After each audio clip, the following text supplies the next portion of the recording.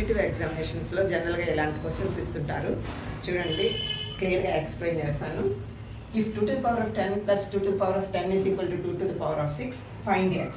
So 2 to the power of 10, 2 to the power of 10. Therefore 2 to the power of 10 common into 1 plus 1 is equal to 2 to the power of x. 1 plus 1 is 2. Therefore 2 to the power of 10 into 2. 2 means 2 to the power of 1 is equal to 2 to the power of x.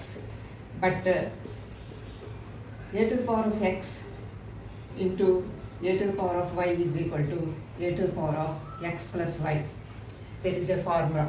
So 2 to the power of 10 into 2 to the power of 1 is 2 to the power of 10 plus 1 is equal to 2 to the power of x. 2 to the power of 11 is equal to 2 to the power of x. Therefore x is equal to 11.